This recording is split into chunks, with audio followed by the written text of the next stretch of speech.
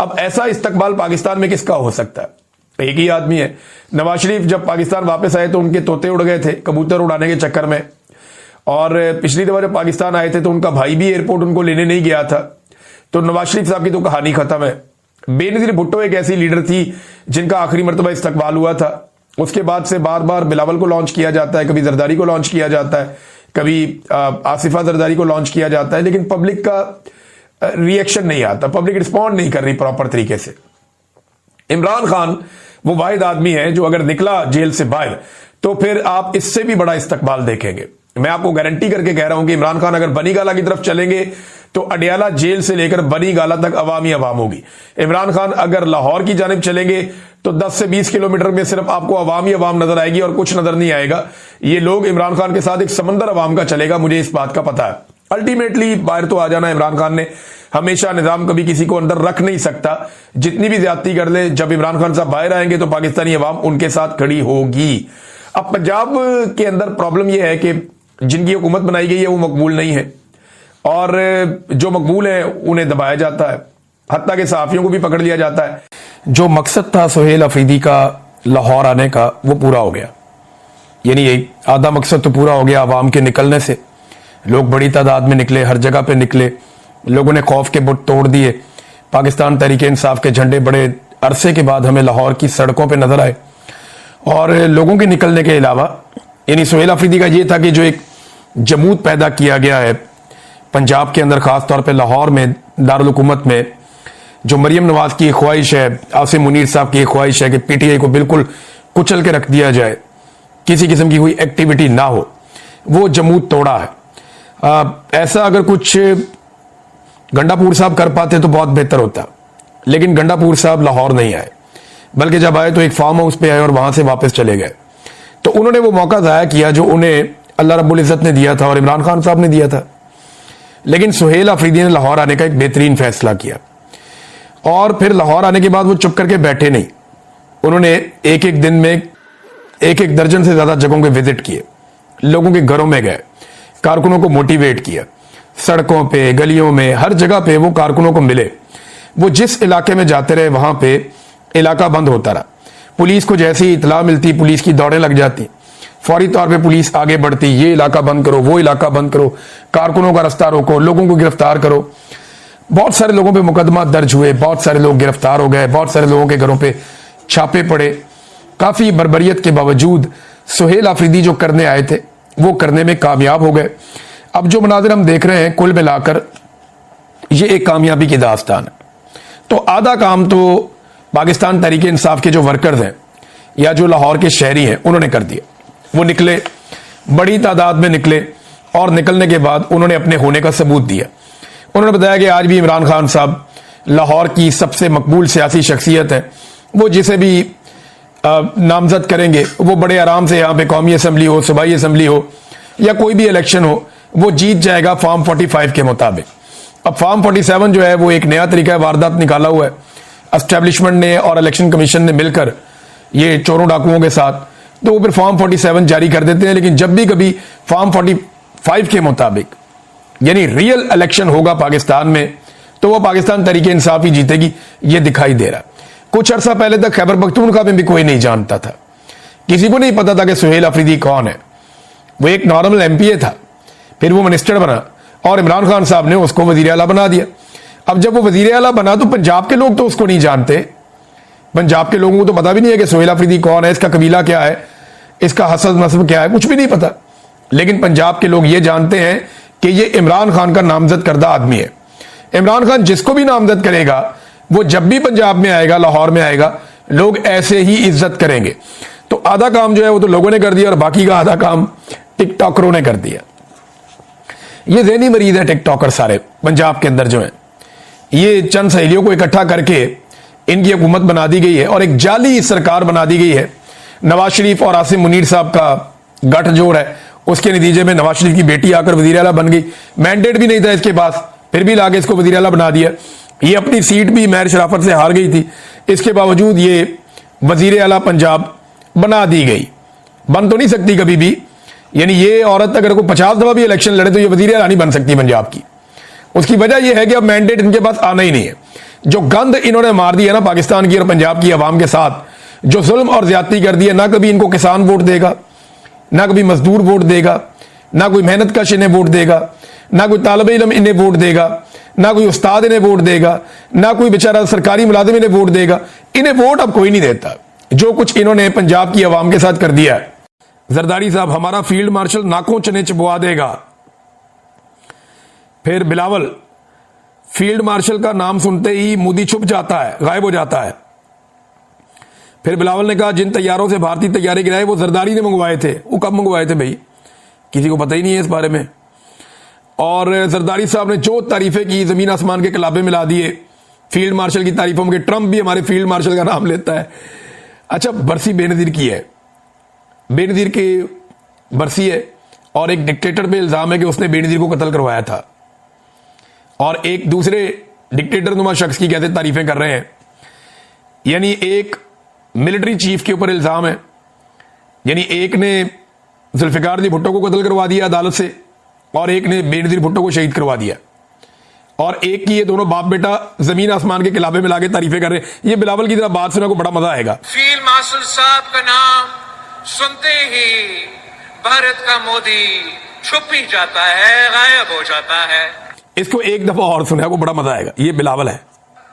Field marshal साहब का नाम सुनते ही भारत का मोदी छुप ही जाता है, गायब हो जाता है।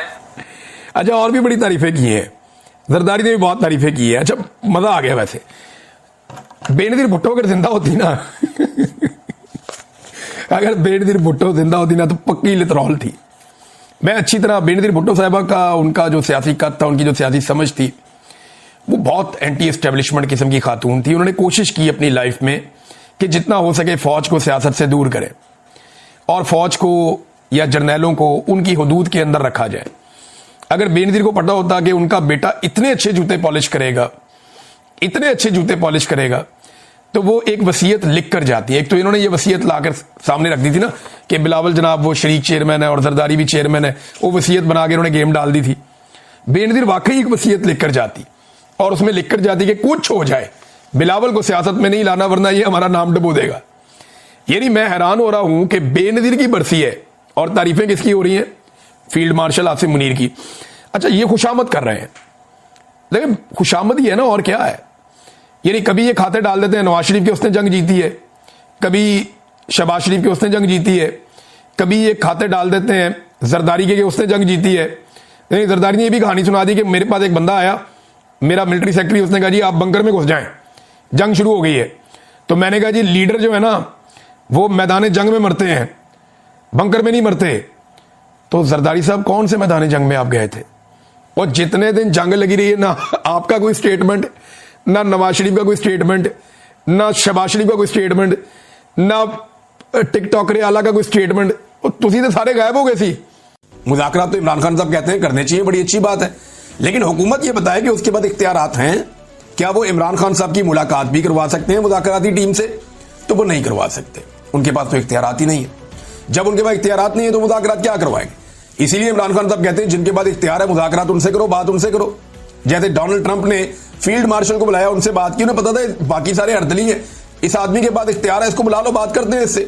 इसी तरह इमरान खान भी यही कहता है कि भाई जिस आदमी के पास इख्तियार है, जिसके पास सारा कंट्रोल है, उसको बुलाओ, बिठाओ, उसके साथ बात करो कि भाई क्या करना है, आप मुल्क को कैसे आगे लेकर चलना है। बेड़ा गर्क हो गया हर चीज का, और बेड़ा गर्क कैसे हुआ है मैं आपको बाद में बताता हूं। ये लफ्ज आप याद रखिएगा कि बेड़ा गर्क हो गया, मैंने आपसे कहा।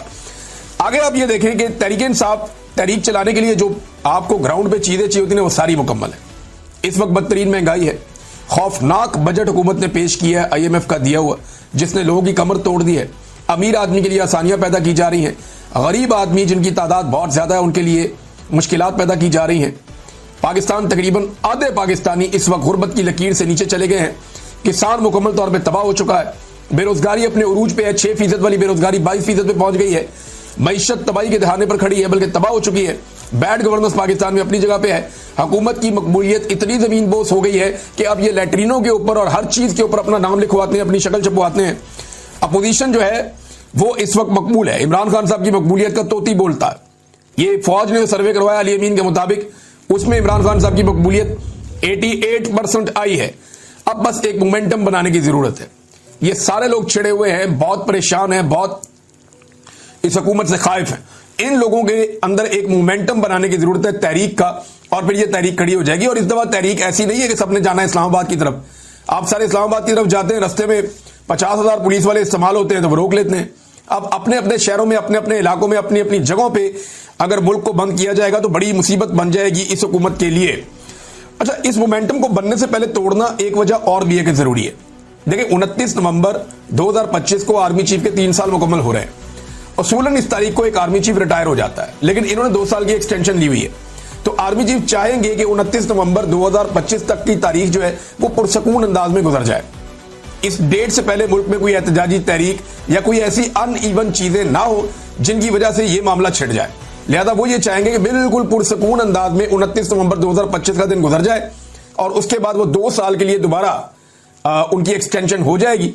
तो इस सूरत हाल में जो है वो फिर बाद में तहरीक चलती है तो देखेंगे क्या होगा, लेकिन वो चाहेंगे कि ये वक्त गुजर जाए और इसके लिए कोशिश अब की जा रही है। और कभी मुज़ाकरात, कभी बैकडोर चैनल, कभी ये वाली कहानी, कभी ट्रक की बत्ती। तो ये सारी ट्रक की बत्तियां इससे पहले भी हमने ऐसी बहुत देखी हैं। इमरान खान साहब को तो बहुत दफा ऑप्शन दिए गए, यानी अब उन्हें क्या ऑप्शन दिया जाएगा। आमिर डोगर साहब ने जो इंकशाफ किया था वो ये देखें आप। आमिर डोगर साहब हैं, ये हामिद मीर साहब के प्रोग्राम में इंकशाफ कर रहे थे कि इमरान खान को जिस दिन गिरफ्तार किया गया उससे एक दिन पहले इमरान खान के पास कुछ लोग भेजे गए थे कि आपको सुबह गिरफ्तार कर दिया जाएगा, अगर आप मुल्क से जाना चाहते हैं तो लाहौर एयरपोर्ट पर जहाज खड़ा है, आप दुनिया में जहां जाना चाहते हैं जा सकते हैं। मगर इमरान खान ने बैरून मुल्क जाने से इनकार कर दिया। आमिर डोगर कहते हैं कि इमरान खान को बार बार मुल्क से बाहर जाने का कहा गया। जब वो जेल में चले गए तब भी उन्हें मुल्क से बाहर जाने का कहा गया। उन्हें यह भी कहा गया कि आप हाउस अरेस्ट हो जाएं, लेकिन इमरान खान साहब ने किसी किस्म की डील नहीं ली। उन्हें 8 फरवरी के इलेक्शन से पहले और 8 फरवरी के इलेक्शन के बाद भी बार बार डील देने की कोशिश की गई, लेकिन उन्होंने डील नहीं ली। एक आदमी जिसने उस मुश्किल वक्त में डील नहीं की, क्या वो इस वक्त डील करेगा जब हुकूमत बुरी तरह फंसी हुई है? मुझे नहीं लगता कि इमरान खान कोई डील करने जा रहा है। पाकिस्तान के लिए वो एस्टेब्लिशमेंट से बात करना चाहते हैं कि भाई बेड़ा गर्क हो गया मुल्क का, अब निकलो बीच में से, आओ मैं तुम्हें रास्ता बना कर दूं, तुम निकल जाओ। और इसके लिए अगर नवाज शरीफ से भी बात करनी पड़े तो कोई घाटे का सौदा नहीं है। एक दफा फौज को सियासत से निकाल दें तो पाकिस्तान आगे बढ़ सकता है, इसके अलावा और कोई रास्ता नहीं है। नाज़रीन, मैं आपको कह रहा था ना कि तबाही फेर दी है। अब वो चीज मैं आपके सामने रखने जा रहा हूं कि किन चीजों को मैं ये कह रहा था कि बुरी तरह पाकिस्तान में तबाही फेरी गई है। कौन से बड़े बड़े जो है वो कंपनियां हैं जो पाकिस्तान को छोड़कर चली गई, जैसे कि माइक्रोसॉफ्ट पाकिस्तान में बंद करके अपने दफ्तर जा रही है। 25 साल से वो यहां काम कर रहे थे, अब वो छोड़कर पाकिस्तान को जा रहे हैं। तो ये तो पाकिस्तान के लिए एक बड़ा नेगेटिव है, बहुत बड़ी तादाद में लोग बेरोजगार हो जाएंगे। इसमें रिजवान गलज़ई साहब ने बड़ा अच्छा काम किया, उन्होंने एक रिपोर्ट तैयार की है, उसमें चंद उन बड़ी कंपनियों के नाम बताए हैं जो पाकिस्तान से अपना कारोबार बंद करके चले गए। शेल कंपनी अपने 77.42% जो शेयर्स है वो बेचकर जून 2023 में चली गई। पार्को पेट्रोलियम कंपनी अपने 50% शेयर्स बेचकर पाकिस्तान से चली गई। 2023 दिसंबर में टेलीनॉर पाकिस्तान भी बंद हो गया, चला गया पाकिस्तान से। ऊबर कंपनी, यानी वो किसी और को बेचकर चले गए, ऊबर कंपनी वो भी बंद हो गई। और उनकी एक और कंपनी है क्रीम, वो भी बंद होने का उन्होंने ऐलान कर दिया कि वो भी बंद हो जाएगी। 1-2 माह पहले उन्होंने ऐलान किया था। प्रॉक्टर एंड गैम्बल कंपनी वो भी बंद हो गई, वो बेचकर चले गए। सीमेंस कंपनी वो भी बेचकर चले गए। यानी बहुत सारी ऐसी कंपनियां हैं जो पाकिस्तान छोड़कर जा रही हैं। मोबाइल फोन बनाने वाली कंपनियां वो भी पाकिस्तान छोड़कर जा रही हैं। जो कंपनियां पाकिस्तान में आना चाहती थी वो अब कानों को हाथ लगा रही हैं, जी हम नहीं आ रहे। इससे पहले डॉक्टर आरिफ अलवी भी अपने ट्वीट में बता चुके हैं कि उन्हें माइक्रोसॉफ्ट के जो हेड हैं, जो मालिक हैं बिल गेट्स, उन्होंने क्या कहा था। अमेजॉन भी पाकिस्तान आते आते रह गया, यानी अमेजॉन पाकिस्तान में आ रहा था, लेकिन इमरान खान साहब का दौर जब खत्म हुआ उसके बाद एक मायूसी फैल गई और फिर जो कारोबार के साथ हुआ, अमेजॉन भी अब पाकिस्तान नहीं हारा। ये सारी तबाही नाजरीन पाकिस्तान के अंदर फेरी गई है और ये गुज़िश्ता 3 सालों में फेरी गई है। शब्बर जैदी साहब का एक बयान बड़ा जबरदस्त तरीके से गर्दिश कर रहा है, वो बयान मैं आपके सामने रखता हूं और बहुत सारे लोगों ने इसको ट्वीट किया। साबिर शाकिर साहब के ट्विटर से मैं पढ़ के समझा दूं और बहुत सारे लोगों ने इसको ट्वीट किया है। उन्होंने कहा, मैंने इमरान खान और जनरल बाजवा को कहा कि ये हमारे अपने इदारे FBR में बहुत से लोग करप्शन में मुलव्वस हैं, तो इमरान खान ने फौरन मुझे कहा कि इन सबको निकाल दो, लेकिन बाजवा ने मुझे निकाल दिया। ये जनाब प्रायोरिटीज हैं, इस तरीके से मुल्क चलाया जा रहा है। तो फौज को सिर्फ अपना काम करना चाहिए, सियासत में और एडमिनिस्ट्रेशन में और मुल्क चलाने में किसी किस्म की मुदाखलत कभी भी नहीं करनी चाहिए। अटक जेल से नाजरीन कुछ और कैदियों को छोड़ा गया है। ये 19 कैदी हैं जो अब रिहा हुए हैं 7 महीने के बाद। ये 26 नवंबर के मुकदमात में इन्हें गिरफ्तार किया गया था। जब ये कैदी रिहा हुए तो वहां कैमरामैन मौजूद थे। उन्होंने जब इनकी वीडियोस बनाई तो ये तमाम कैदी इमरान खान जिंदाबाद के नारे लगा रहे थे। इन तमाम कैदियों ने कहा कि हम दोबारा निकलेंगे और इमरान खान को रिहा करवाएंगे। यानी जितने लोगों को इस निजाम ने गिरफ्तार किया, अब तक लगभग 20,000 से ज्यादा लोग गिरफ्तार हुए हैं ओवरऑल। ये जो 20,000 से ज्यादा लोग गिरफ्तार हुए ना पाकिस्तान तहरीके इंसाफ के, अब इनके ऊपर तो मोहर लग गई है कि ये पक्के वर्कर हैं पाकिस्तान तहरीके इंसाफ के, ये अपनी पार्टी छोड़कर अब कहीं नहीं जाते। यानी इन लोगों ने अब कुर्बानी दे दी है ना।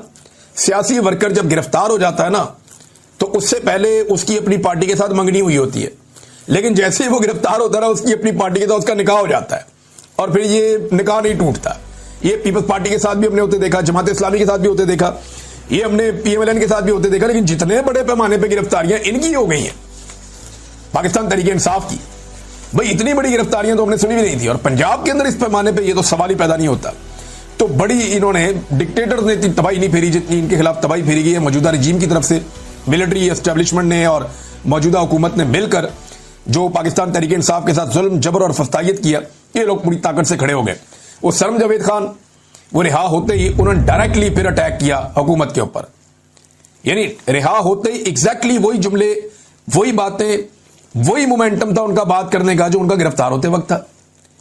अब एक लड़की है सरम जावेद खान और एक बड़ी उम्र की खातून है मरियम नवाज शरीफ। अब मरियम नवाज जो है, आपको गौर करें ना, जरा पीछे जाए आप, जरा सी तकलीफ आती थी तो 4-4 महीने 3-3 महीने उनका ट्विटर ही बंद हो जाता था। 4-4 3-3 महीने मरियम नवाज का कोई स्टेटमेंट ही नहीं आता था। जरा सी मुसीबत आती थी तो ये कंप्रोमाइज कर देते थे, डर जाते थे, खौफजदा हो जाते